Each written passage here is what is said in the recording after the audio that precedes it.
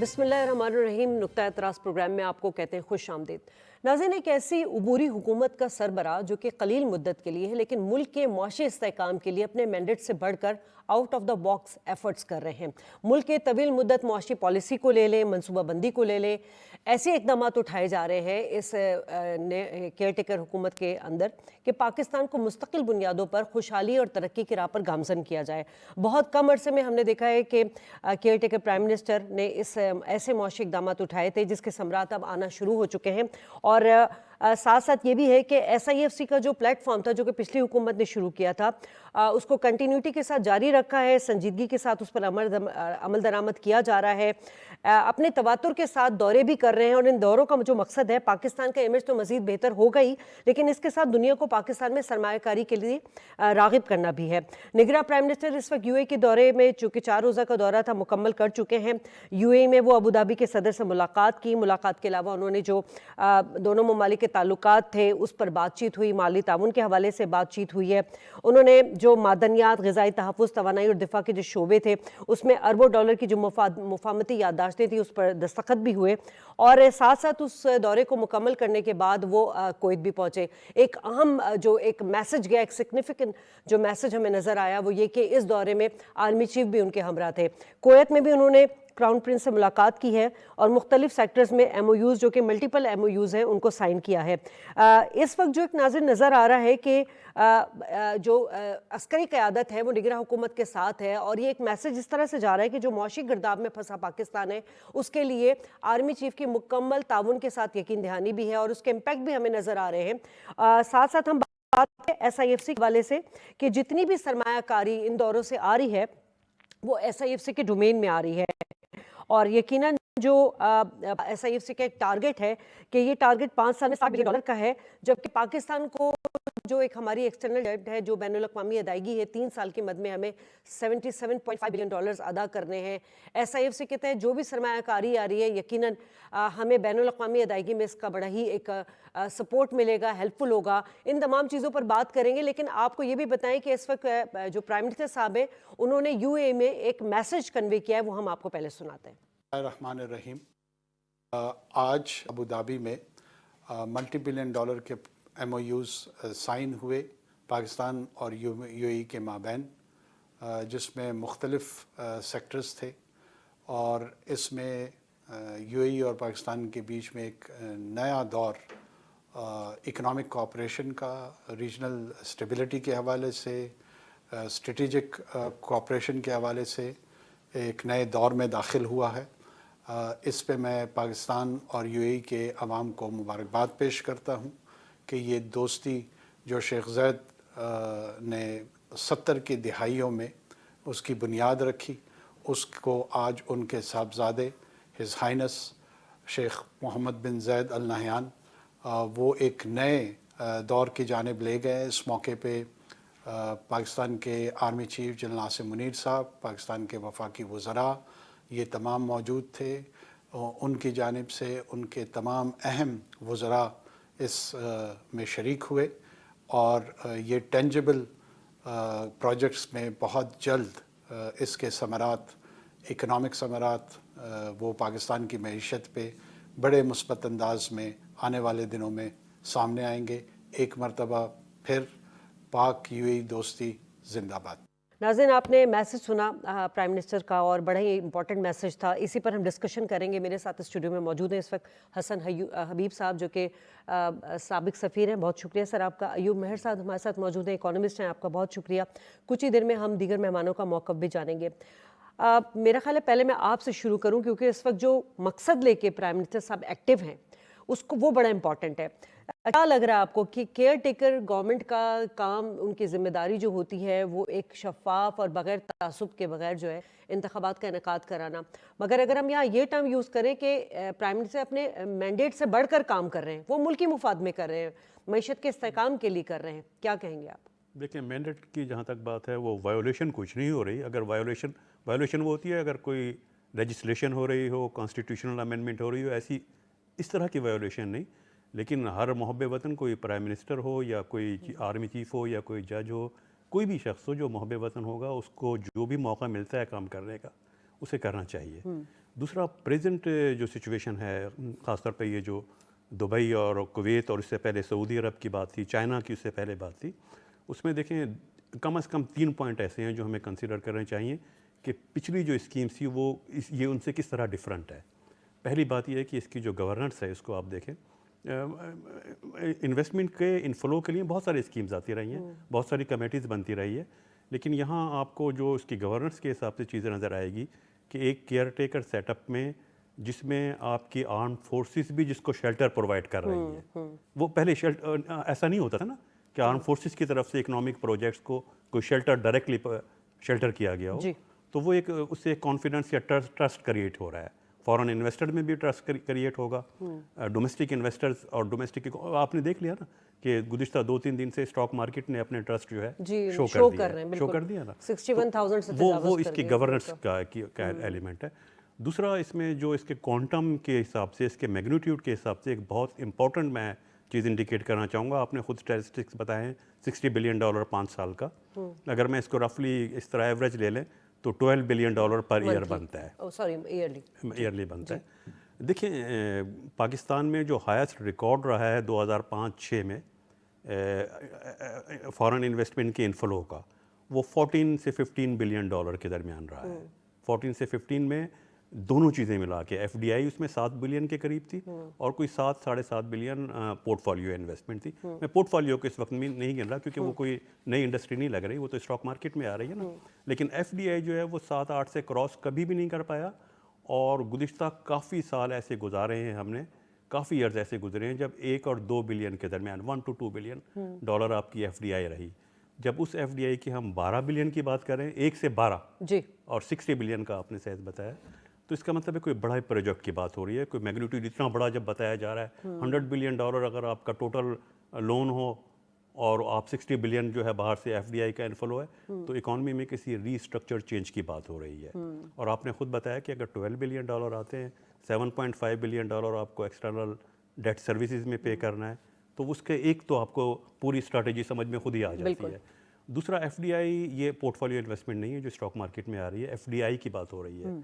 FDI का मतलब है कि मुल्क में इंडस्ट्रियलाइजेशन होगी जी, या सर्विसेज सेक्टर में आएगी वो इन्वेस्टमेंट, या इंडस्ट्री में आएगी, तो आपका बहुत बड़ा जो इशू चल रहा था अनएम्प्लॉयमेंट का, वो डायरेक्टली एड्रेस होगा। वो ये इसका ये दूसरा एक इसके मैग्नीट्यूड की वजह से इसका दूसरा इंपॉर्टेंट एस्पेक्ट बन रहा है। तीसरी जो इसमें एक और चीज़ है वो ये कि जो टारगेट या पहले कमेटीज़ बनती रही हैं, FDI के लिए भी बनती रही हैं, फैसिलिटेशन के लिए भी बनती रही हैं, डूइंग बिजनेस इंडिकेटर के लिए एक बड़ी पावरफुल कमेटी बनी थी 2015 में, ये सब होता रहा है। उसमें जो डिफरेंस एक नज़र आएगा कि वो टारगेटेड नहीं थे। अब हमने टारगेट किया है कुछ सेक्टर्स को, ये स्पेसिफिक इन्वेस्टमेंट के लिए है, स्पेसिफिक फैसिलिटेशन है ना इन्वेस्टमेंट की, जर्नलाइज नहीं है, सेक्टर स्पेसिफिक भी है और कंट्रीज भी टारगेटेड हैं कि किन कंट्रीज़ के लिए को हमने टारगेट बनाना है। तो फोकस हो रही हैं जो भी चीज़ें हैं वो एक फोकस वे में है, और ये पूरी फिजिबिलिटी एक सामने आ रही है। 60 बिलियन का प्लान, ये 4-5 कंट्रीज़, ये 4-5 सेक्टर्स, कहाँ यूटिलाइजेशन होगी। ठीक है हसन हबीब साहब, आप माशाल्लाह बड़ा अपने एक्सपीरियंस है आपको, पाकिस्तान की बहुत सारी जमहूरी हुकूमतें आई और गईं, ये जो काम 2 माह के अंदर हुआ है, किसी ने 5 साल की बारी ली, किसी ने 3 साल की उनको टेन्योर मिला, लेकिन ये चीज़ें हमें नज़र नहीं आई। मतलब ना ही केयर टेकर प्राइम मिनिस्टर साहब ने किसी सियासी जमातों के साथ मुशावरत की, ना ही कोई प्लान डिस्कस हुआ, ना ही कोई सियासी मुबाहिसा हुआ, ना ही कोई पार्लियामान में बिल पास हुआ, कुछ भी नहीं। सीधा डायरेक्ट उठे और जाके अपना जो पाकिस्तान की बेहतरी के लिए इकदाम है वो उठा रहे हैं। और बड़ी अच्छी बात है कि आर्मी चीफ साहब साथ हैं उनके। ये एक मैसेज गया पूरी दुनिया में कि हम यूनाइटेड हैं और हम जो भी काम कर रहे हैं वो मिलकर सारे काम कर रहे हैं। जब सऊदी अरब ने अभी की खबर है कि वो जो $3 अरब का था उसमें 1 साल की तोसी कर दी है, ये वो मैसेज है जो दोनों आर्मी चीफ ने भी और प्राइम मिनिस्टर साहब ने भी दे दिया है। डिप्लोमेसी का क्या किरदार है इसमें? देखिए, डिप्लोमेसी का प्राइम कैरेक्टर ये है कि हम बहुत ज़्यादा फॉरवर्ड जा रहे हैं। पिछले ज़मानों में जब हमारे यहाँ रिफ्ट थी पॉलिटिकल सेटअप में, तो ऑब्वियसली हमारा नैरेटिव वीक हो गया था। फिर हम अमेरिका से कन्फ्रंट्रेशनल उस पर आ गए थे, तो वेस्ट भी हमसे थोड़ा सा घबरा रहा था। ये इंटरम सेटअप है, ठीक है, इनका मैंडेट ये नहीं था, लेकिन कोई भी मुहिब वतन जो बैठेगा वो 3-4 महीने 5 महीने जो भी पीरियड है उसमें इकॉनमी को इग्नोर नहीं कर सकता है। اور یہ جو اقدامات ہو رہے ہیں جس میں فوج بھی آپ کے ساتھ ہے اور آپ کو ایک گارنٹی دی جا رہی ہے انویسٹمنٹ کی. پاکستان کے ساتھ انویسٹمنٹ میں 2-3 بڑے جو مسائل ہیں اس میں پہلا مسئلہ تو یہ ہے سیکیورٹی. اگر فوج گارنٹی کرے گی تو جیسے سی پیک میں بھی فوج کی گارنٹی کی وجہ سے انویسٹمنٹ ہوا تھا. تو اور دوسرا یہ ہے کہ آپ کی انڈسٹری جو ہے وہ نان پرفارمنگ انڈسٹری تھی. اب جب گورنمنٹ نے سیکٹر سیلیکٹ کیے, چاہے وہ پورٹ ہو, چاہے انرجی ہو, چاہے فوڈ سیکیورٹی ہو, چاہے ویسٹ واٹر ٹریٹمنٹ ہو, جو ایسنشیل ہماری ضروریات ہیں ان کو سلیکٹ کر کے جب آپ کریں گے اور اب آپ جا کے جب اپنے قدیم دوستوں سے یا اولڈ ریلائبل پارٹنر سے بات کریں گے تو وہ آبویسلی انویسٹ کریں گے, اور ان کو جب یہ بھی گارنٹی ہوگی کہ انویسٹمنٹ سیکیور ہے تو کوئی وجہ نہیں کہ وہ منع کریں. تو یہ بہت اپرچون موقع ہے, اور اس وقت ڈپلومیسی بھی ہماری دوبارہ سے ٹریک پہ واپس آ گئی ہے. وہ سارے جو مسائل پچھلے سیٹ اپس میں تھے وہ دور ہو رہے ہیں, اور اس کی ایک وجہ ہماری یہ بھی ہے انفارچونیٹلی کہ دیکھیے ڈپلومیسی کی فورس ہوتی ہے جب آپ کی اکانومی فنکشنل ہو اور آپ یونائٹڈ ہوں. جو بھی بڑے ملک ہیں آپ اس میں دیکھیں ان کی فنکشنل اکانومی ہے اور ان کے لوگ ایک ساتھ ہیں. ایران کی سکسیس کی ایک وجہ یہ بھی ہے کہ ہائی نیشنلزم ہے, سب لوگ ساتھ ہیں اور کسی طرح سے وہ اکنامکلی پرفارم کر رہے ہیں. ہم انفارچونیٹلی ان دونوں کاؤنٹس پہ کمزور تھے, لیکن اب ریسنٹلی لگ یہ رہا ہے کہ فوج کی بھی بہت زیادہ سپورٹ ہے اور ہر سیکٹر میں, تو ایک بہت اچھا میسج جا رہا ہے اور زیادہ تر ملک اب ہماری بات سن رہے ہیں. ٹھیک ہے ایوب صاحب, یہ جو اب دنیا ہم پہ ٹرسٹ کرنے لگی ہے, پاکستان میں انویسٹمنٹ آنے لگی ہے, اس میں آپ نے ذکر بھی کیا سعودی عرب ہے, چائنا ہے, یو اے ای ہے, اب تو کویت بھی ہمارے ساتھ پہلے بھی تھا اور ابھی بھی آذربائیجان, بہت سارے کنٹریز اس طرح سے کورین انویسٹمنٹ جی. لیکن سوال یہاں یہ ہے کہ یہ جو لانگ ٹرم, یہ مطلب یہ تو شارٹ ٹرم پالیسی تو بنی نہیں رہی ہے نا, 5 سال کا طویل مدتی منصوبہ معاشی پالیسی. اس میں آرمی چیف صاحب کے لحاظ سے بھی بہت امپورٹنٹ ہے کہ پاکستان میں جو ایک سیکیورٹی کے مسائل ہیں, یہ جو ایس آئی ایف سی کا ون ونڈو آپریشن ہے اس میں ایک چیز کو ایڈریس کیا جا رہا ہے سیکیورٹی کا بھی, وہ لیبس بھی اس کو بھی کنٹرول کیا جائے, تو یہ بھی ایک پازیٹیو سائن ہے. دیکھیں اس میں اگر آپ پورا انالیسز اس کو کیا جائے, پورا اس کو ایکسپلور کیا جائے کہ انویسٹمنٹ آ کیوں نہیں رہی تھی. 2-3 ڈیکیڈ میں مسئلہ کیا تھا, تو 2-3 ڈیکیڈ میں آپ کو جو مسئلہ آئے گا وہ terrorist attack, law and orders کی سچویشن, یہی مسئلے تھے نا. اچھا پوری یہ پاکستان کی بات نہیں ہے, پوری دنیا میں ایسی اسٹیٹس جو کسی انٹرنیشنل وار میں, ہم تو فرنٹ اسٹیٹ تھے نا, 2 ہم وار ہوئی ہیں بارڈر پہ ہمارے, جہاں لا اینڈ آرڈر کا, جن دنیا کی کوئی بھی کنٹری ہو پاکستان نہیں, جہاں لا اینڈ آرڈر کا مسئلہ ہو, ٹیررسٹ اٹیک کا مسئلہ ہو, وہ فرنٹ لائن اسٹیٹ ہو وار کے زون میں, تو وہاں ان تمام کنٹریز میں آرم فورسز کا رول ہوتا ہے, اکنامک پالیسیز میں بھی رول ہوتا ہے, اس لیے کہ سیکورٹی پرووائڈ کرنی ہوتی ہے نا. سیکورٹی کے بغیر ہم جتنی مرضی کوشش کرتے رہیں, ایز آف ڈوئنگ بزنس بہت ضروری ہے, ٹیکسیشن اسٹرکچر کی چینجز بہت ضروری ہیں, وہ سب پالیسیز اپنی جگہ, لیکن وداؤٹ سیکورٹی آپ کچھ بھی پرووائڈ کر دیں, انویسٹمنٹ کیوں آئے گی. فارن انویسٹر کیا آنے کا, اور فارن انویسٹر بھی ایف ڈی آئی کا انویسٹر, ایف ڈی آئی کا انویسٹر جو آتا ہے, جو پورٹ فولیو میں انویسٹر آتا ہے, وہ آ جائے گا اسٹاک مارکیٹ میں آئے گا, شیئر بیچ کے کسی بھی وقت جا سکتا ہے. ایف ڈی آئی والا آئے گا تو 30 سال کا پلان کر کے آئے گا نا, اس نے جو فیزیبلٹی رپورٹ اپنی بنانی ہے, جس کی بیس پہ انویسٹمنٹ کا ڈیسیژن لینا ہے, وہ یہاں کی انسٹالیشن کرے گا, انڈسٹریلائزیشن کرے گا, بزنس یہاں لائے گا. وہ ایک دن میں, ایک مہینے میں, ایک سال میں واپس نہیں جا سکتا. تو وداؤٹ اس کو آپ سیکورٹی پرووائڈ نہ کریں, اس طرح اپنے لا اینڈ آرڈر کی سچویشن امپروو نہ کریں, اور ایف ڈی آئی کا انویسٹر آ جائے, یہ تو پاسبلٹی بنتی نہیں تھی نا. لیکن ایک چیز میں یہاں پہ ضرور عرض کرنا چاہوں گا, دیکھیں انویسٹمنٹ کی فیسیلیٹیشن کے لیے 84 سے لے کر کے اب تک 6 پلانز آئے ہیں. ہمیں ایک چیز ضرور دیکھنی ہوگی, اس میں کچھ چیزوں پہ فوکس کیا گیا ہے کہ وہ جو فیلور کے ریزنز تھے ان کو ضرور آئیڈینٹیفائی کریں کہ کیا مسئلے تھے, کیوں امپلیمنٹ نہیں ہو سکے. ہم لانگ ٹرم پلاننگ کر رہے ہیں, اب پلاننگ کی ضرورت بھی تھی. ایز این اکانومسٹ آپ کیا سمجھتے ہیں, کوئی سجیشنز اس طرح سے؟ دیکھیں اس میں سب سے بڑی جو میں, اور بہت سارے پوائنٹ 2-3 پوائنٹس ہیں, لیکن اس میں جو سب سے بڑا امپورٹنٹ پوائنٹ بنتا ہے, جب ہم فورن انویسٹرس کو لا رہے ہیں اور ضرورت ہے, ہمارے بہت سارے مسئلے اس سے, فورن ایکسچینج کا انفلو, ڈیٹ کی ری پیمنٹ, انڈسٹریلائزیشن, جاب اپارچونیٹیز کی کریشن, وہ سارے اس سے جڑے ہوئے مسئلے ہیں نا, وہ سب, وہ تو ٹھیک ہے, اس کو آنا ہے.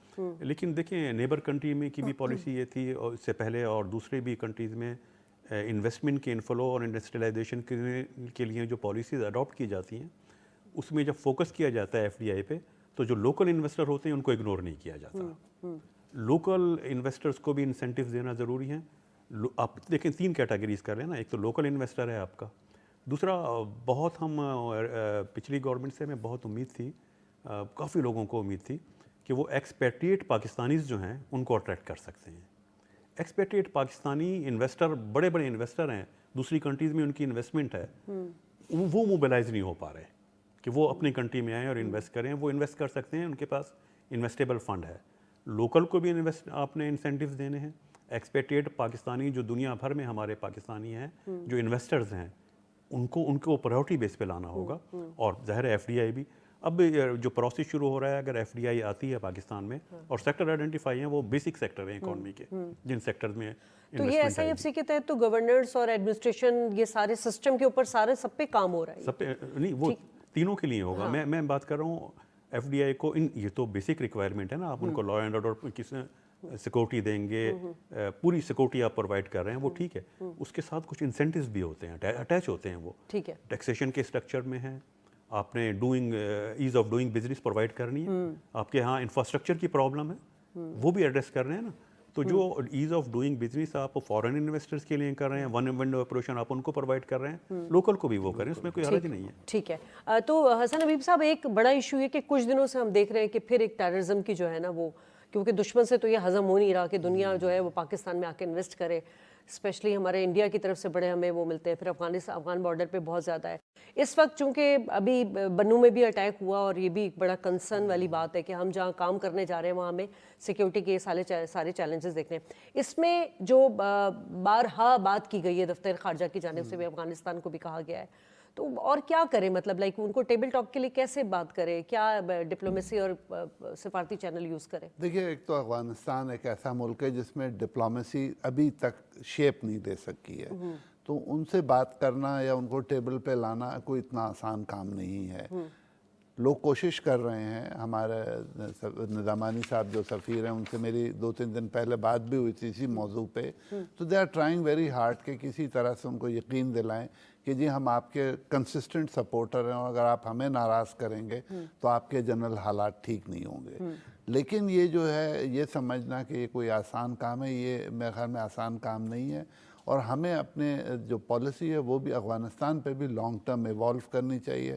اس میں بھی ہمیں سب لوگوں کو انوالو کرنا چاہیے. فوج بھی ہے, پولیٹیشنز بھی ہیں, جتنے بھی اسٹیک ہولڈر ہیں, KPK کے لوگ ہیں جن کے لنکس ہیں اور رشتہ داریاں ہیں اس طرف. تو ہمیں بیٹھ کے افغانستان پہ ایک بہت تھورو وہ کرنی چاہیے, پالیسی ایوالو کرنی چاہیے. جو ہمارے اسپیشل ریپریزنٹیٹیو ہیں آصف درانی صاحب, وہ اور میں ایران میں ساتھ تھے. We maintain good contact. تو میرا خیال ہے کہ we are working on it. لیکن فوری رزلٹ شاید نہیں آئے, لیکن دیر آر تھنگز جن پہ ہم کام کر رہے ہیں. جیسے افغانستان کے تھرو سینٹرل ایشیا سے ہمارے لنک پہ کام ہو رہا ہے, وہاں سے ٹرکس آ رہے ہیں. تو جب یہ ایک دفعہ ایکٹیویٹی شروع ہو جائے گی تب آئی تھنک کہ ڈپلومیٹکلی بھی وہ پھر سمجھ میں ان کی آ جائے گا کہ پاکستان سے ان کو ریلیشن شپ مینٹین کرنی ہے, ٹریڈ کی, ٹرانزٹ کی. تو میرے خیال میں اس وقت جا کے صورتحال ایسی ہوگی کہ افغانی ہماری بات سنیں گے. اس وقت میرے خیال میں جو ان کا اینگر کا موڈ ہے اور فرسٹریشن کا موڈ ہے, اس میں میرے خیال میں نہ صرف ہمیں نہیں سن رہے, نہ کسی کی بھی نہیں سن رہے. میں تہران گیا تھا اکتوبر میں تھنک ٹینک کی طرف سے.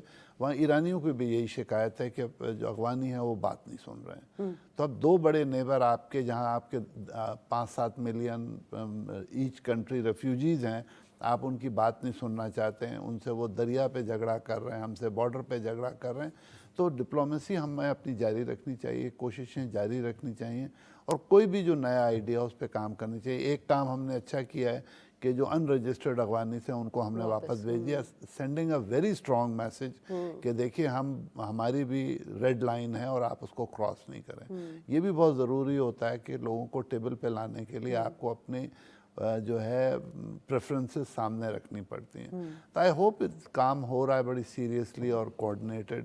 تو افغانیوں پہ اس کا امپیکٹ آئے گا, ذرا ٹائم کا مسئلہ ہے. اچھا ایوب صاحب, یہ جو اسمگلنگ تھی, یہ جو منافع خور تھے, ذخیرہ اندوز تھے, مافیاز تھے, یہ تو ہم تمام حکومتوں کو پتا کہ یہ مسائل ہیں. لیکن یقیناً وہی بات آ جاتی کہ کچھ ان کی پولیٹیکل ایک ایسوسیشن بھی تھی, کچھ مفاد بھی تھے جس کی وجہ سے وہ سخت اقدامات نہیں اٹھا پا رہے تھے. کیئر ٹیکر گورنمنٹ تو لیز بادر ہے, ان کو تو پرواہ ہی نہیں ہے کہ جی ہمیں کوئی سیاسی مائلیج لینی ہے نہیں لینی. لیکن اس وقت اس نے کتنا کام کیا ہے, کیونکہ اس وقت ہماری فورسز نے بڑا ایکٹیو ہو کے جو ہے نا اسمگلنگ کی روک تھام پہ, اس سے پاکستانی معیشت کو کتنا ایک سنبھالا ملا ہے, اور دوسرا دنیا میں کیا امپریشن گیا ہے. دیکھیں بہت ساری چیزیں ایسی ہیں جس پر پاکستان بہت عرصے سے کمپرومائز کرتا رہا, اور اسٹریٹجیکلی کرنا پڑتا ہے کمپرومائز. افغان ایشو جو تھا, اس پر بعض اوقات ایسا محسوس ہوتا تھا کہ پبلک کا اوپینین بالکل گورنمنٹ کے اوپینین سے کلیش کر رہا ہے, پبلک پسند نہیں کر رہی. لیکن کمپرومائز کرنا پڑتا ہے اسٹریٹجیکلی, کچھ چیزوں پر گورنمنٹ ڈیسیژنز لیتی ہے. ابھی جو اگر کیئر ٹیکر کا گورنمنٹ ہو یا الیکٹڈ گورنمنٹ ہو, لیکن ابھی جو ایشو ہوا تھا ریسنٹ پاسٹ میں, وہ یہ کہ آپ دیکھیں بہت تیزی سے آپ کا روپی ڈی ویلیو کر رہا تھا, بہت تیزی سے ڈیویلیویشن ہوئی. ڈیویلیویشن ہوتی رہی ہے پاکستانی کرنسی میں, لیکن اسپیڈ یہ نہیں تھی جس اسپیڈ سے گزشتہ دنوں میں ڈیویلیویشن ہونی شروع ہو گئی. جب اس کو انویسٹیگیٹ کیا گیا تو انویسٹیگیٹ کرنے میں یہ چیزیں کھل کر کے سامنے آئیں کہ جو افغانستان کی ڈیمانڈ ہے, افغانستان کے فریز ہو گئے ہیں نا اکاؤنٹس, تو ان کو جو پوری دنیا سے ٹریڈ کرنی ہے, ان کو بھی فارن ایکسچینج چاہیے, ان کو بھی ڈالرز چاہیے. تو وہ یہاں سے انہوں نے چینلائز کیا ہوا تھا, چینل بنے ہوئے تھے کہ پاکستان کا جو فارن ایکسچینج تھا جو پاکستانی بینکوں میں ہونا چاہیے, وہ وہاں یہ چیزیں سامنے بھی آ رہی, وہ وہاں آؤٹ فلو ہو رہا تھا. اور اس کے آؤٹ فلو ہونے کی وجہ سے جب پاکستانی روپے پہ پریشر آتا ہے تو وہ صرف یہ نہیں کہ جی کرنسی ہماری ڈیویلیویشن ہوئی ہے, اس کے سائیڈ ایفیکٹ ہوتے ہیں, آپ کا انفلیشن ہائپر ہو جاتا ہے, انفلیشن بڑھتا ہے, اکانومی میں دوسری پرابلم ہوتی ہے, آپ کمپیٹیٹیو نہیں رہتے, آپ کا اچانک سے آپ کا جو بل ہوتا ہے جو آپ کو ڈیٹ سروسنگ کرنی ہے وہ خود بخود بڑھ جاتا ہے. وہ سارے اس کے سائیڈ ایفیکٹ تھے. تو اس صورتحال میں کیئر ٹیکر گورنمنٹ کا یا آرم فورسز کا ایکشن بہت ضروری ہو گیا تھا. اور اس کے وہ ایڈمنسٹریٹو ہے, میں اس کو اکنامک میئرز نہیں کہتا, کیونکہ جو آپ کا لانگ ٹرم پلاننگ ہے, جو آپ چاہتے ہیں کہ اسٹیبل ہو جائے پاکستانی روپی, اس کے لیے تو اکنامک پالیسی ریکوائر ہوگی. لیکن شارٹ ٹرم میں آپ نے دیکھا کہ پھر جو روپے کی وہ اس طرح سے ڈیویلیویشن تھی وہ اسٹاپ ہو گئی تھی.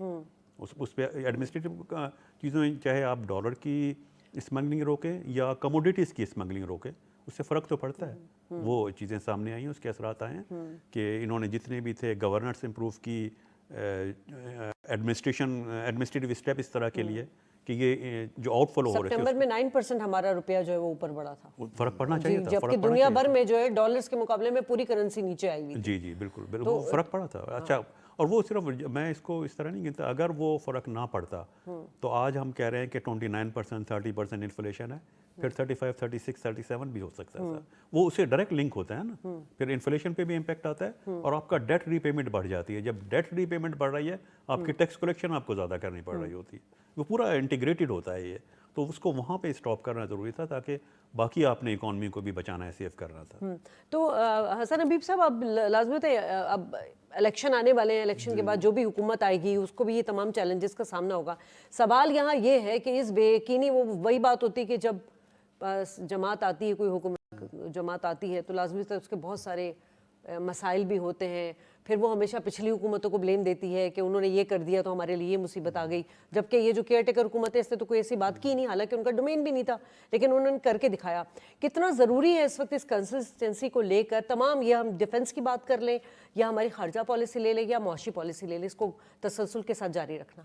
دیکھیے یہ بہت ضروری ہے, جیسے ایوب صاحب نے بھی کہا کہ ہمیں اب اپنی ایک لانگ ٹرم پالیسی ایوالو کرنی پڑے گی. یہ نہیں ہو کہ ایک پارٹی اے آئے تو پالیسی کچھ ہو, جیسے آپ کہہ رہی ہیں بلیم گیم میں رہیں, دوسری پارٹی آئے وہ دوسرے کو بلیم گیم کریں اور کمپرومائزز کرتے چلے جائیں. دیکھیے یہ جو میسو اسمگلنگ پاکستان میں ہو رہی ہے, جس میں کپڑا ہے, جس میں کموڈیٹیز ہیں, جس میں شوگر, وہ جو اسینشل کموڈیٹیز ہمیں چاہیے, ہمارے انپٹ مہنگے ہو رہے ہیں اور پتہ چلا دوسرے ممالک جو ہمارے پڑوس میں ہیں وہ اس سے فائدہ اٹھا رہے ہیں, اپنے فورن ریزروز امپروو کر رہے ہیں اور اپنے پروجیکٹ چلا رہے ہیں. تو ہمیں بیٹھ کے اپنی ساری پولیٹیکل پارٹیز کو یہ میسیج دینا ہوگا. I think it is on the cards کہ فوج کسی اسٹیج پہ یہ ان کو میسیج دے گی کہ آپ الیکشن جو بھی پارٹی جیتے گی اس کو ایک ڈائریکشن جو طے ہوئی ہے اسی پہ چلنا پڑے گا. اور ہمیں دیکھیے اسمگلنگ تو اتنی میسو ہے پاکستان میں کہ کپڑا جو اس وقت سب سے زیادہ ہمارا خواتین استعمال کرتی ہیں, وہ افغان ٹرانزٹ کا کپڑا سارا کراچی میں بکتا تھا. ایرانی پروڈکٹس جو ہیں آپ دیکھیں بازار میں دیکھ لیں اتنی زیادہ بھری ہوئی ہیں فوڈ پروڈکٹ، جی کوئی امپورٹ نہیں ہے. خود ایرانی ہم سے کہتے ہیں، کونسل جنرل سے بات ہوتی ہے اب تو بارٹر ٹریڈ کا تو آغاز ہو اب تو گیا. دیکھیے نئی مارکیٹس کھل گئی، آپ اس پہ بھلے 5% ٹیکس لیں، جو بھی 1% لیں، لیکن اگر جب تک آپ لیگلائز میں نہیں کریں گے، پیسہ غلط لوگوں کے پاس جائے گا، پیسہ غلط چینل میں ہوگا تو اس کا نقصان سوسائٹی کو ہوگا. اگر آپ کا ٹیکس میں نقصان نہ بھی ہو تو سوسائٹی میں نقصان ہوگا، غلط لوگوں کے پاس پیسہ ہوگا، پراپر چینلز میں انویسٹ نہیں ہوگا، انڈسٹری نہیں چلے گی، ایجوکیشن، ہیلتھ، ہر جگہ ہمیں پرابلمز ہوں گے. تو ہمارے لیے بہت ضروری ہے کہ ہم یہ ایک تو میسو انویسٹمنٹ جو ہو رہی ہے اسمگلنگ، اس کو روکیں، پھر اپنے ٹیکس کلیکشن کو کا نیٹ وائڈ کر کے اس میں اس طرح کے لوگوں کو دیکھیے بہت آسان ہے موجودہ زمانے میں، ایک کلک سے پتہ چل سکتا ہے کہ آپ نے کتنا انٹرنل یا ایکسٹرنل ٹریول کیا ہے. تو کیوں نہیں چیک کیا جاتا؟ یہ کس کا کام ہے؟ ہمارے جو ٹیکس کلیکٹرز ہیں FBR کو اب اس پہ بھی غور کرنا پڑے گا کہ یہ جو ہماری گرے اکانومی ہے جس کا سائز آلموسٹ 40% ہے مین اکانومی کے، اس کو بھی ہم کسی طرح مین اسٹریم کریں اور اس میں ہمیں یہ ایکشن اب ہمیں جلدی لینا ہے. اور کوئی بھی پارٹی آئے اس کو پابند کرنا پڑے گا ہمیں کہ وہ ان چیزوں پہ عمل کرے اور اس کنٹینیوٹی ٹھیک ہے. کو اور اس فالو کے کرے. ساتھ ساتھ یعنی آپ یہ کہنا چاہ رہے ہیں کہ ریفارمز بہت ضروری ہے، اسٹرکچرل ریفارمز، چاہے وہ ٹیکس میں ہو چاہے دیگر اداروں میں ہو. اچھا اب ایوب اب ہم بات کر لیتے ہیں، یقیناً ہم چاہ تو رہے ہیں کہ پاکستان میں سرمایہ کاری ہے، لیکن حکومت جو ہے اس وقت فوکسڈ ہے ایکسپورٹ سیکٹر پہ بھی، اور یقیناً ہمارے پاس بہت ساری ایسی چیزیں. اب یہ جو گرین پاکستان کا جو ایک مطلب اسٹریٹجکلی پروجیکٹ میں کہوں گی اسے، یہ ایسا ہے کہ جس میں ہم 3 مہینے یا 6 مہینے میں ہم مطلب نتائج حاصل کر سکتے ہیں. نہ صرف ہم اپنی چیزوں کو، کیونکہ ہم اجناس بھی منگوا رہے ہیں باہر سے، اس وقت ہماری کراپس بھی بہت اچھی ہوئی ہیں، دنیا کو جو فوڈ سیکیورٹی کا ایک جو کرائسس ہے، کنسرن ہے، اس کو بھی ہم ایڈریس کر سکتے ہیں. اس کے لیے کتنا اچھا یہ گرین پاکستان؟ یہ تو بہت دفعہ چیز ڈسکس ہو گئی، آپ کے پروگرام میں بھی ایک مرتبہ ڈسکس کر چکا ہوں کہ جو فوڈ اب ہم ہیمرنگ کرتے رہتے ہیں نا کہ کبھی تو ہوگا. فوڈ سیکورٹی والا جو ایشو ہے وہ ایک تو دنیا بھر کے لیے ایشو ہے، لیکن پاکستان کے لیے جو اس کے پلس پوائنٹ ہے کہ پاکستان اس کے بہت اچھی طرح نہ صرف یہ کہ ہم اپنے فوڈ سکور کر سکتے ہیں اپنے آپ کو، بلکہ ایکسپورٹس بھی کر سکتے ہیں. فوڈ پروسیسنگ انڈسٹری میں ہمیں جانا ہوگا. اور دیکھیں FDI کی جب ہم بات کریں اور ایکسپورٹ کی بات کریں، ایکسپورٹ میں پرابلم کیا ہے؟ کمپیٹیٹیونیس نہیں ہے، ٹیکنالوجیکل ایڈوانسمنٹ نہیں ہے، یہی ہے نا. FDI آئے گی تو وہی چیزیں ساتھ لائے گی نا، اس میں کارپوریٹ فارمنگ سے لے کر کے نئی ٹیکنالوجی، نئے پروسیسز، وہ آپ کی انڈسٹری کو جو ہے اس کو کمپیٹیٹیو بنائے گا، وہ ایکسپورٹ کو کمپیٹیٹیو بنائے گا. اور دوسری جہاں تک آپ نے ایک خدشے کا اظہار کیا تھا، میں ایک چیز کلیئر کرنا چاہوں. پاکستان کی ہسٹری ہے، دیکھیں جب بھی کوئی بھی کیئر ٹیکر سیٹ اپ آتا ہے نا، میں ان بائسوں کی بات کر رہا ہوں، جب کوئی بھی کیئر ٹیکر سیٹ اپ آتا ہے اس کو پبلک کے آگے جواب دے تو ہوتا نہیں ہے. وہ اس کو کوئی A یا B XYZ سے مطلب نہیں ہوتا، کسی پارٹی کو فیور نہیں کر رہے. لیکن ہر سیٹ اپ میں جو ایک ریولیوشنرائز چینجز آتی رہی ہیں. میں آپ کو ایگزامپل دوں، معین قریشی 93 میں فائنانشیل لیجسلیشن ہوئی، بہت سارے سیکٹرز میں چینجز آئی، کسٹمز میں چینج آئی، گرین چینل آپ لائے، دوسری چیزیں لائے، آپ نے SECP کے ریگولیشن چینج کیے، ٹریڈ باڈیز کے ایکٹ چینج کیے. اس کے بعد دوسری ایک چینج آئی، معراج خالد صاحب آئے، انہوں نے اکانومی میں بہت سارے ریگولیشن انٹروڈیوس کرائے. غلام مصطفیٰ جتوئی صاحب آئے، انہوں نے ایگریکلچر کا ٹیکس پروونس کلیکٹ کریں گے، اس کے اوپر انہوں نے بہت کام کیا. اکانومی کے بڑے بڑے ڈیسیژن کیئر ٹیکر گورنمنٹس میں لیے گئے ہیں. یہ ہسٹری ہے پاکستان کی. 3 میں نے آپ کو رجیم بتائی ہیں. اور ان کی گورنمنٹ کے بعد جو بھی پولیٹیکل سیٹ اپ بنا، اس پولیٹیکل سیٹ اپ نے اپنے سے پہلے والی کیئر ٹیکر گورنمنٹ کے جو اقدامات تھے ان کو ریٹیفائی کیا، ان کو ایکسیپٹ ریکوگنائز کیا، اس کو باقاعدہ پھر اسمبلی میں لا کے لیجسلیٹ کیا گیا ہے. تو ان کو پروٹیکٹ کیا جا سکتا ہے، اس میں کوئی گھبرانے کی نہ فارن انویسٹر کو نہ پاکستانیوں کو. یہ نہیں کہ یہ کیئر ٹیکر ہیں یہ چلے جائیں گے تو یہ نہیں ہوگا، وہ بعد میں لیجسلیشن اس پہ ہوتی ہے اور ان کو پروٹیکشن ہمیشہ دی جاتی ہے. یہ ہسٹری ہے اور یہ بھی ان کو. لیکن بعد میں جو مسائل سامنے آتے ہیں وہ یہ آتے ہیں کہ جو حکومت آتی ہے پھر وہ ذرا ہچس سے کام لیتی ہے، وہ لیجسلیشن کو چینج نہیں کرتی. لیجسلیشن تو ریکوگنائز ہمیشہ ہوتے رہے ہیں. اچھا، پولیٹیکل جب سیٹ اپ آتا ہے تو انفارچونیٹلی پھر اس میں آپ یوں سے کہ اس میں بہت ساری پریکٹسز انٹروڈیوس ہو جاتی ہیں، اس میں لیکیجز ہو جاتے ہیں سسٹم میں. وہ لیجسلیشن کا مسئلہ نہیں، پروٹیکشن وہ دیتے ہیں اکنامک ریفارمز کو. بعد میں آ کر کے سسٹم سے جو لیکیجز شروع ہوتے ہیں ڈیو ٹو پولیٹیکل اینگلز، بلکہ ویسٹڈ انٹرسٹ جو انوالو ہو جاتے ہیں، اس کو روکنا ہوگا. وہ ایک الگ چیز ہے، اس کا اکنامک ریفارم سے تعلق نہیں. وہ جو ہے وہ آپ کا لیجسلیشن کا جو وہ رول ہے وہ جوڈیشری کا رول ہے کہ کس طرح وہ سسٹم، وہ ایڈمنسٹریشن کا رول ہے، اس میں اکنامک ریفارمز کی لیجسلیشن کی بات نہیں، وہ تو ریکوگنائز ہر پولیٹیکل گورنمنٹ جب آتی ہے وہ اپنے سے پہلے والے کیئر ٹیکر سیٹ اپ میں جو بھی لیے گئے ہوتے ہیں اسٹیپ ان کو ریکوگنائز کرتی رہی ہے، ان کو باقاعدہ اسمبلی میں جا کے ریٹیفائی کرایا جاتا رہا ہے۔ تو حسن صاحب اب یہ جو ہم کیونکہ ہم نے ایک طرف تو گرین پاکستان والا لے کر آئے پروجیکٹ، دوسرا ہمارے پاس معدنیات اتنے زیادہ ہیں، 6 ٹریلین کے قریب ہمارے پاس معدنیات ہیں، اور اب ہم دنیا کو اس کو مطلب بتا بھی رہے ہیں کہ جی یہ ایک سونا اگلتی ہوئی ہمارے پاس پاکستان کے اندر اتنی زمینیں وسائل ہیں، تو سعودی عرب بھی انٹرسٹڈ ہے ریکوڈک کے لیے، اور بھی بہت سارے پروجیکٹس ہیں اس وقت فارن پالیسی میں۔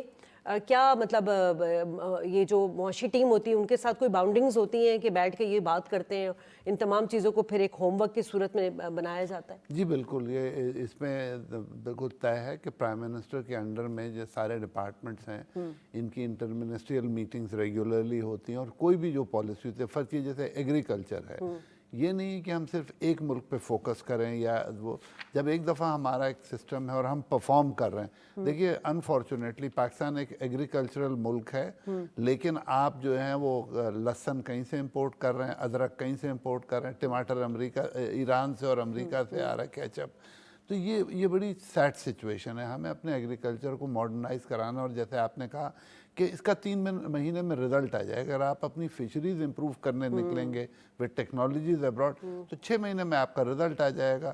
کوئی بعض کراپس ہیں جو 3 مہینے میں آتے ہیں، سن فلاور 3 مہینے میں آ جاتا ہے۔ تو جو ہمارا بھی میسو بل آ رہا ہے امپورٹ کا، آئل کا، چاہے وہ کوکنگ آئل ہو یا دوسرے ہمارے آئل ہوں، ایڈیبل آئلز ہیں، ان کے لیے بہت ضروری ہے کہ ہمیں ایگریکلچر پہ فوکس کرنا چاہیے۔ We have huge land, seasons ہمارے اچھے ہیں، اور یہ ایک بہت اٹریکٹیو سیکٹر ہے۔ اب چینیوں نے پہلی دفعہ ایگریکلچر میں انویسٹ کرنا شروع کیا ہے۔ جو آپ رائس کہہ رہی تھے نا، جو 21% انکریز ہے، یہ چائنیز انپوٹس سے ہے، اور ہمیں اب کوشش کرنی چاہیے کہ اپنے انپوٹس کو امپروو کریں، اور اپنی وہ جو کور کموڈیٹیز ہیں جن پہ ہمیں فوکس کرنا چاہیے۔ اب جیسے عجیب بات ہے کہ ہم روتے رہ رہے ہیں کہ ہمارے پاس پانی نہیں ہے، 8 کنٹری ہیں جو تھریٹنڈ ہیں، کیلے پہ اور چاول پہ ہمارا فوکس ہے، دونوں پانی بیسڈ ہیں۔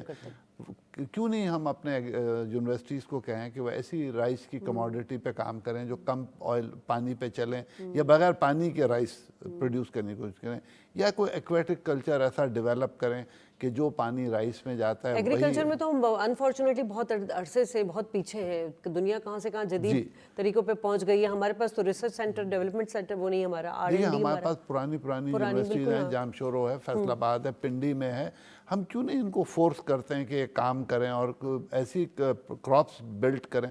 اب دیکھیے جب وہ بن رہی تھی، موٹر وے بن رہی تھی، تو کورینز نے پاکستان گورنمنٹ کو کہا کہ اس علاقے میں کلر کہار کی طرف نیچرل آلیوز ہیں، تو یہاں آپ شروع کریں۔ It took us 30 years to start that. اگر ہم 30 years پہلے شروع کر دیتے، اب کر رہے ہیں، اب وی آر دیئر، نئے فارمرز کو بھی ہیلپ کر رہے ہیں، لیکن ہم نے 30 سال قوم کے ضائع کر دیے کہ اگر ہم اسی اولیو ایک دفعہ لگ جائے تو آپ یقین مانیں جروسلم میں ایسے بھی درخت ہیں اولیو کے جنہوں نے جیزس کرائسٹ کو دیکھا ہے، اور وہ ابھی تک اولیو دے رہے ہیں۔ یہی ہمارے پاس ٹی کا زون ہے، اتنا ہمارا ٹی کا امپورٹ بل ہے، مانسیرے میں شنکیاری سے اوپر چینیوں نے ہمیں فارمز لگا کے دکھائے کہ ہو سکتے ہیں، ہم اس پہ بھی کام نہیں کر رہے۔ اسی طرح ایوب صاحب، ہم نے ایگریکلچر تو SIFC اس پہ توجہ دے رہا ہے، لیکن IT کا ہمارا سیکٹر جس میں بڑی پوٹینشیل ہے، لیکن ہم نے اس پہ کام نہیں کیا، آپ کیا سمجھتے ہیں؟ کیا آپ کی؟ دیکھیں، ایک تو FDI جب آئی کسی بھی سیکٹر میں نہیں آ رہی تھی، وہ تو ایک تو FDI کا مسئلہ تھا، لوکل انویسٹمنٹ نہیں آ رہی تھی، دوسرا ایز آف ڈوئنگ بزنس کا مسئلہ تھا، IT تو سروسز سیکٹرز میں آتا ہے، وہاں ہو سکتا تھا۔ ایگریکلچر میں جو مسئلہ آ رہا ہے، ایگریکلچر میں میں سمجھ رہا ہوں کہ ایگریکلچر میں آئی ایم شیور کہ اس میں گروتھ آئے گی۔ اب دی ریزن اس کے FDI میں جب فوکس بھی اس کو کیا جا رہا ہے، خاص طور پہ جو اسپیسیفک سیکٹرز میں یہ آ رہا ہے، اس میں جو مسئلہ تھا پاکستان میں ایگریکلچر کے کمپیٹیٹیو نہ ہونا، ایلڈ کم ہے، پروڈکٹیوٹی کا ایشو ہے، وہ رائس ہو، کاٹن میں ہمارے ہاں بہت بڑا ایشو آتا رہا ہے کہ 12 ملین تو ہماری ہوتی تھی بیلز، وہ کم ہو جاتی ہے، 8 پہ آ گئی، ایک دفعہ 5 تک پہنچ گئی تھی۔ تو ایلڈ کا مسئلہ، کمپیٹیٹیونیس کا مسئلہ اس میں جو ہے وہ جڑا ہوا ہے بیسیکلی کہ ایگریکلچر سیکٹر کتنا ٹیکنیکلی ایڈوانس ہے، ٹیکنالوجیکل ایڈوانسمنٹ ہے اس میں۔ وہ جب ہم جاتے ہیں اسمال فارم پہ، اس میں ایگریکلچر میں ہمارے ہاں कॉरपोरेट फार्मिंग का अभी तक वो कंसेप्ट नहीं है। और एग्रीकल्चर को बेसिकली जो डिमांड पुल होता है ना, वो इंडस्ट्री करती है। अगर आपके यहाँ फूड प्रोसेसिंग इंडस्ट्री ग्रो करेगी, टेक्सटाइल इंडस्ट्री ग्रो करेगी, sugar industry, tobacco industry grow करेगी, तो ये सारी इंडस्ट्रीज जो होती हैं ये डिमांड पुल करती हैं, ये एग्रीकल्चर को फिर इंसेंटिव्स देती हैं वहाँ से उसमें एग्रीकल्चर में, या फिर ये वर्टिकल इंटीग्रेशन करती हैं, खुद जाके कॉरपोरेट फार्मिंग करते हैं, फॉर्म्स एक्वायर करते हैं। एफडीआई में मेरा ख्याल है इस चीज़ का बहुत बड़ा स्कोप मौजूद है। तो एग्रीकल्चर साइड पे भी इन्वेस्टमेंट, फॉरेन इन्वेस्टमेंट भी आएगी, एडवांस टेक्नोलॉजी भी आएगी उसके साथ। ठीक है। अच्छा, एक हम तो अपनी मईशत में देखते हैं तो डॉलर का एक बड़ा किरदार है और हमारा सबसे बड़ा जो मसला वो डॉलर ही है। अभी जिस तरह सरमायाकारी यकीनन डॉलर को, आप क्या समझते हैं और किन सेक्टर्स पे काम करने की जरूरत है? अभी जैसे टेक्सटाइल के ऊपर गवर्नमेंट बड़ी फोकस रही है, काउंसिल भी बना दिया गया है, एक टेक्सटाइल एक नॉन टेक्सटाइल है। टेक्सटाइल का क्या मसला रहा है? एक वक्त में तो टेक्सटाइल पे हम, लेकिन जितना भी इंसेंटिव मिला, मराहत मिली, सब कुछ मिला, उस तरह से परफॉर्म नहीं कर पाई टेक्सटाइल। देखिए, टेक्सटाइल की अगर बात करेंगे, बहुत डीप रूटेड क्राइसिस है। टेक्सटाइल विजन को मैं अगर थोड़ा सा रेफ़र करूं, टेक्सटाइल विजन हमने बनाया था जब WTO में पाकिस्तान सिग्नेटरी बन रहा था, तो ये था कि हम अब कोटा सिस्टम ख़त्म हो जाएगा, हमें ओपन मार्केट में कम्पीट करना होगा। उसमें मैं हैरान हूँ इस बात पर कि मिनफॉल जो आपकी मिनिस्ट्री है, उसने कहा कि कॉटन जो है हम 15 मिलियन बेल लोकली प्रोड्यूस करेंगे। वो आज तक तो नहीं हुई, 12 से भी कम हो गई। जब विजन बना था 12 हो रही थी। इन्वेस्टमेंट कराएगी स्पिंडर्स में, रूटर में, वीविंग और स्पिनिंग में। इन्वेस्टमेंट करा दी गई, प्राइवेट सेक्टर ने इन्वेस्टमेंट कर दी, 333 बिलियन रुपीस की बात हुई थी। उसके बाद पता लगा कि आपकी 30% जो है स्पेंडल और रूटर जो है वो आइडल चले गए, ओवर इन्वेस्टमेंट हो गई, इसलिए कि आपके पास इंडोजेनस रॉ मटेरियल नहीं था। वो सारा जो प्रॉब्लम होता है वो यहाँ सबसे ज़्यादा बड़ा फकदान रहा है, वो आपकी प्लानिंग का रहा है। टेक्सटाइल विजन प्लानिंग का हिस्सा है ना। आप कहते हैं रॉ मटेरियल हम देंगे, एनर्जी देंगे। गैस की बात की गई कि नेचुरल गैस इंडस्ट्री को प्रोवाइड की जाएगी। उस वक्त बाकायदा एडवर्टाइज़ की गई, फाइनेंशियल इंस्टीट्यूशन को इंसेंटिव्स दिए गए, लीजिंग कंपनी को कहा गया कि CNG किट के लिए आप लीज करें, CNG स्टेशन के लिए पैसे प्रोवाइड करें। उस वक्त क्या अंदाज़ा नहीं किया गया था कि हम गैस नहीं प्रोड्यूस कर पाएंगे। आज इंडस्ट्री को प्रॉब्लम हो रही है। सारा प्लानिंग का मसला है सारा। आपने गैस पर शिफ्ट करते रहे, लोगों को इन्वेस्टमेंट कराते रहे टेक्सटाइल, रूटर एंड स्पिंडर्स में। आप प्रॉमिस करते रहे कि 15 मिलियन बेल मिनफॉल की जिम्मेदारी है, इस पर निपजी और फैसलाबाद इंस्टीट्यूशन उनकी रिसर्च आ चुकी है, इसलिए हम प्रोड्यूस कर देंगे। वो कोई भी टारगेट जो है गवर्नमेंट सेक्टर से अचीव नहीं हो पाए। वो वहाँ से और दूसरा, आज आपके जो कॉमर्स मिनिस्टर है आज, ये तो खुद टेक्सटाइल इंडस्ट्रियलिस्ट हैं, अपटमा के चेयरमैन भी रह चुके हैं। इनका खुद इन्होंने जो प्लान दिया था एक ज़माने में, मुझे याद है, ये खुद कहते थे कि हम $60 बिलियन इन्वेस्टमेंट तक हम एक्सपोर्ट कर सकते हैं। और अभी यकीनन वो इसकी तरफ दोबारा आप आ भी रहे हैं। वो अभी बात 2-3 दफ़ा उनके रेफ़र कर चुके हैं अपनी उसी स्पीच को। ठीक है। इस वक्त हमारे साथ ब्रिगेडियर रिटायर्ड अहमद सईद बिनाज साहब मौजूद है, दिफाई तज्ज़ियाकार हैं। बहुत शुक्रिया सर, आपने वक्त निकाला। सईद साहब, ये जो इस वक्त हमें दौरे देख रहे हैं, इस वक्त केयर टेकर प्राइम मिनिस्टर साहब मौजूद हैं, उनके साथ आर्मी चीफ साहब मौजूद हैं। क्या आपको लग रहा है कि इस वक्त मौशी जो बहरान है, उस मौशी गिरदाब से निकालने के लिए कितना कलीदी दौरा नज़र आ रहा है ये? देखिए, इसमें कोई दो राय नहीं है कि इस वक्त पाकिस्तान का जो वाहिद चैलेंज अगर मैं कहूं तो वो एक इकोनॉमिक चैलेंज है, जिसका डायरेक्टली रिलेशनशिप जो है वो आपकी पॉलिटिकल इनस्टेबिलिटी के साथ है। जितना पॉलिटिकली आप इनस्टेबल खुदा न खास्ता होंगे, उतनी माशी तौर पे आप इनस्टेबलाइज होंगे, डिस्टेबलाइज होंगे। उसमें चीफ आर्मी स्टाफ ने जब 1 साल पहले आज ही के दिन कमांड टेक ओवर की थी, तो उसमें सबसे बड़ा चैलेंज यही था कि एक तो डोमेस्टिक चलो बम धमाके वगैरह वो तो हमने उसको हैंडल कर लिया, वो तो फौजियों ने अपने सीनों पर गोलियां खा के तो वो इंटेलिजेंस बेस्ड ऑपरेशन किए और उन्हें कला कमा कर दिया। अभी छोटा मोटा जो चीज हो रही है वो हम संभालते रहेंगे, फौज जो है। जहां तक इंडिया का ताल्लुक था उसको भी संभाल रखा था। अब मसला किस चीज का था कि आपकी पॉलिटिकल इनस्टेबिलिटी और माशी इनस्टेबिलिटी। उसके तहत नेशनल एक्शन प्लान के तहत एपिक्स कमेटी जो है उसको एक किस्म का चार्ज टेक ओवर किया गया, और जिस तरह फैटफ के अंदर एक रोल अदा किया था फौज ने, उस तरह जनरल आसिम मुनीर ने उसके जरिए तमाम जितनी पॉलिटिकल पार्टीज थी उनको एक पेज पे लाकर और सिर्फ माशी हदफ को जो अहदाफ जितने थे उनको सेट किया और उसके अचीवमेंट्स के लिए आगे बढ़े थे। उसमें आपने देखा कि उसमें तमाम ऐसे माफिया जो हमारी इकोनॉमी को चैलेंज कर रहे थे, जिसमें बिलखसूस आपकी होर्डिंग थी, मनी लॉन्ड्रिंग थी, आपकी जो स्मगलिंग थी, ह्यूमन जो उनको पाकिस्तान में आ रहे थे गैर जो है डॉक्यूमेंट्स के बगैर आ रहे थे, इन तमाम माफियाज के ऊपर हाथ डाला गया। तो आपने देखा थोड़ी सी रिएक्शन आया, लेकिन अल्हम्दुलिल्लाह उसको भी कवर कर लिया गया। अब डोमेस्टिक लिहाज से तो हम काफी हद तक काबू कर गए हैं और एक जो उम्मीद की किरण है वो दोबारा पैदा हो चुकी है। अब इंटरनेशनल लेवल के ऊपर जो है जो दोनों ब्यूरोक्रेसीज हैं, ये दोनों जो आपकी जो पॉलिटिकल और जो मिलिट्री जो ब्यूरोक्रेसी है, उन दोनों ने मिलकर एक सिंगल हदफ रखा हुआ है कि हमने माशी तौर पे जो है दुनिया के एतमाद जो है पाकिस्तान पे बहाल करना है। उस सिलसिले में जो यूनाइटेड अरब एमिरेट्स के अंदर भी चीफ आर्मी स्टाफ जो है केयर टेकर प्राइम मिनिस्टर के साथ जो गए हुए हैं, तो वहां पे तकरीबन 25 से 30 बिलियन डॉलर्स के जो मुआहदे जो हुए हैं, ये बेसिकली एक एतमाद का मजहर है कि जिसमें आप SIFC के तहत जो एक सिंगल विंडो ऑपरेशन के जरिए, जिसमें आर्मी की एक गारंटी है कि हम कोऑर्डिनेशन का, एडमिनिस्ट्रेशन का ख्याल करेंगे और इंशाल्लाह ताला आने वाली कोई भी गवर्नमेंट होगी तो जो मुआहदे हैं उनको आगे लेके चलेंगे।